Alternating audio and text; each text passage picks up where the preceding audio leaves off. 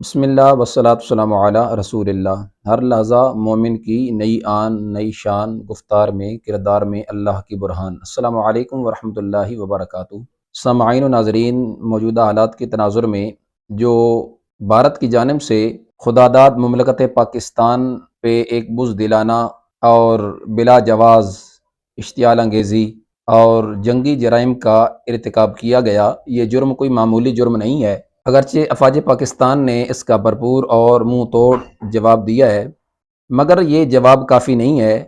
بلکہ ہم نے ان بتوں کے پجاریوں سے ان کا جنگی جنون اور ان کا غرور خاک میں ملانے کے لیے اور بہت کچھ ان کے ساتھ کرنا بھی ہے اور بدلہ بھی لینا ہے۔ ہم نے ابھی مقبوضہ کشمیر بھی ان سے لینا ہے اور دلی پہ پاکستان کا پرچم بھی لہرانا ہے۔ ہم نے بابری مسجد بھی دوبارہ سے تعمیر کرنی ہے اللہ کے فضل سے۔ اس لیے ہماری افواج پاکستان جو سرحدوں پہ کھڑے ہو کر اپنی جان ہتھیلی پہ رکھ کے اس پیارے ملک ارض وطن ارض مقدس کی تحفظ دفاع میں لگی ہوئی ہے، اللہ کے فضل سے پوری قوم اپنی افواج پاکستان کے شانہ بشانہ کھڑی ہے۔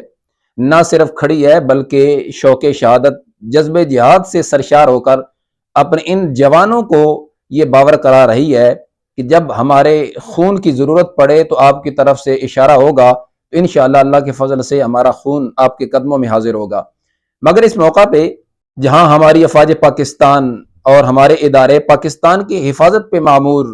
اپنی جانوں کے نذرانے پیش کر رہے ہیں اور پوری قوم اپنی افواج پاکستان بہادر جوانوں کے ساتھ شانہ بشانہ کھڑے ہونے کا عزم کر رہی ہے، وہاں اس موقع پہ قادیانیت نواز رانا ثنا کا بیان اور خواجہ آصف کا بیان انتہائی مایوس کن ہے۔ ایسا بزدلانہ بیان ایک فرد واحد کی سوچ تو ہو سکتی ہے، ان کی اپنی فکر تو ہو سکتی ہے، لہٰذا ہم اپنے چیف آف آرمی سٹاف سے یہ کہنا چاہیں گے کہ ایسے لوگوں کے لیے ایک دائرہ کار وضع کیا جائے جس دائرہ میں یہ رہیں۔ ایسے کم عقل، کم علم، ایسے بزدل قسم کے لوگ پاکستانی قوم کے ترجمان نہیں ہو سکتے، لہٰذا ایسے لوگوں کو بھی لگام دینے کی ضرورت ہے۔ جہاں ہماری افواج پاکستان، ہمارے بہادر پاک فوج کے جوان سرحدوں پہ کھڑے ہو کر پاکستان کی جغرافیائی سرحدوں کی پہرےداری کا حق ادا کر رہے ہیں، ہم ان کے لیے دعاگو ہیں، وہاں ہی ایسے لوگوں کو لگام ڈالنا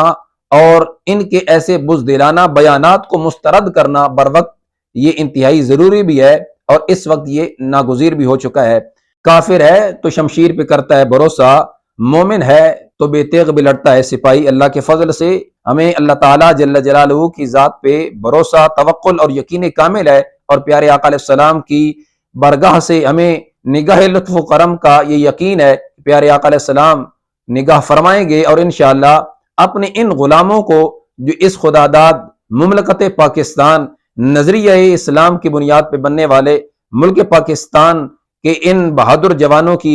مدد بھی فرمائیں گے اور اللہ کے برگاہ سے انہیں